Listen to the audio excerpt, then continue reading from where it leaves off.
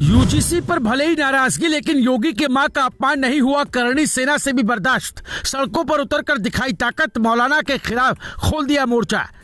जिस मौलाना ने की थी योगी की मां पर टिप्पणी, अब वो भी मांगने लगा माफी। 84 थानों में हुई एफआईआर का दिखा असर, अब पुलिस के एक्शन का हर किसी को इंतजार।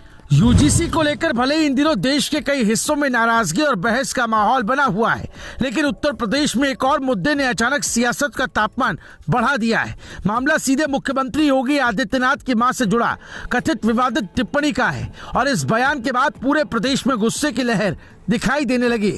जिस बयान को शायद बोलने वाले ने सामान्य समझा होगा, वही बयान अब बड़ा राजनीतिक और सामाजिक विवाद बन चुका है। सड़कों से लेकर सोशल मीडिया तक विरोध की आवाज उठने लगी और देखते ही देखते कई संगठनों ने इस पर खुलकर मोर्चा खोल दिया है। सबसे तीखी प्रतिक्रिया करणी सेना की ओर से देखने को मिली।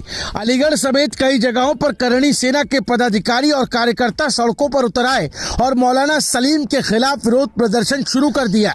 शहर में मार्च निकालकर नारेबाजी की गई और मौलाना सलीम का पुतला दहन किया गया। प्रदर्शनकारियों का कहना था कि किसी भी जनप्रतिनिधि या उनके परिवार के खिलाफ इस तरह की टिप्पणी किसी भी हाल में स्वीकार नहीं की जा सकती। उनका साफ कहना था कि मुख्यमंत्री की मां के बारे में अपमानजनक भाषा का इस्तेमाल समाज में तनाव पैदा कर सकता है और ऐसे बयान देने वालों के खिलाफ सख्त कार्रवाई होनी चाहिए। अलीगढ़ में हुए इस प्रदर्शन के दौरान करणी सेना की बड़ी संख्या में कार्यकर्ता मौजूद रहे। उन्होंने प्रशासन से मांग की कि मौलाना सलीम के खिलाफ तुरंत कानूनी कार्रवाई की जाए। संगठन के पदाधिकारियों ने कहा कि अगर ऐसे मामलों में समय रहते कार्रवाई नहीं हुई तो उससे गलत संदेश जाएगा और समाज में अनावश्यक विवाद पैदा होंगे। करणी सेना के ब्रज प्रांत के पदाधिकारियों ने साफ शब्दों में कहा कि योगी आदित्यनाथ की मां को लेकर की गई टिप्पणी पूरी तरह अस्वीकार्य है और इसे किसी भी कीमत पर बर्दाश्त नहीं किया जाएगा। विरोध प्रदर्शन के बाद करणी सेना के प्रतिनिधि मंडल ने जिलाधिकारी कार्यालय पहुंचकर सिटी मजिस्ट्रेट को ज्ञापन भी सौंपा।